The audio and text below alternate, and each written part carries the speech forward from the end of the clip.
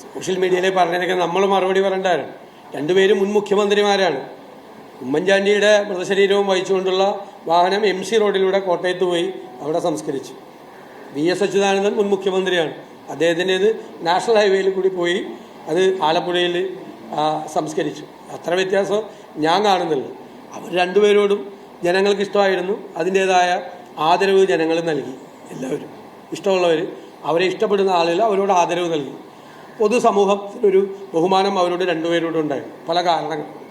പല കാരണങ്ങളുമുണ്ട്. രണ്ട് വ്യത്യസ്തമായ കാരണങ്ങളാണ് അത്.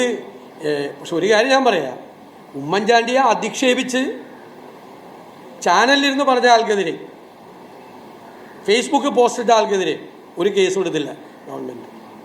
അധിക്ഷേപിച്ച് സംസാരിച്ച അച്യുതാനന്ദനെ കുറിച്ച് ആരോ പോസ്റ്റ് ഇട്ടെന്ന് പറഞ്ഞ് അവരെയൊക്കെ അറസ്റ്റ് ചെയ്യുകയും ചെയ്തു. വീട്ടിൽ പോയി അറസ്റ്റ് ചെയ്തു.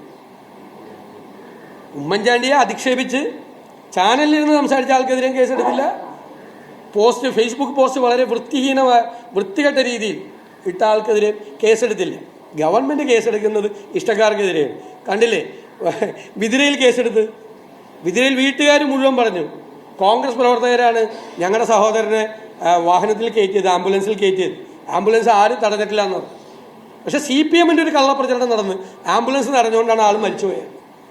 ആ കള്ളപ്രചരണത്തിന് ബലം കൊടുക്കാൻ പോലീസ് കള്ളക്കേസെടുത്തു. അവർക്കെതിരെ ജാമ്യമില്ലാത്ത കേസെടുത്തു. കോടതി ജാമ്യം കൊടുത്തു. കോടതിക്ക് മനസ്സിലായി എന്താണ്. വിഷ്വൽ വരെ ഉണ്ട്. നിങ്ങളുടെ വിഷ്വൽ ഉണ്ട്. അവർ ഈ കോൺഗ്രസ് പ്രവർത്തകർ ഈ ആളെ രോഗിയെ ആംബുലൻസിലേക്ക് കയറ്റണം. അപ്പോൾ പോലീസൊക്കെ തോന്നിയ പോലെയാണ്. മൊത്തം സിസ്റ്റം പോയിരിക്കുകയാണല്ലോ. സിസ്റ്റത്തിൻ്റെ ഫെയിലിയർ ആണല്ലോ.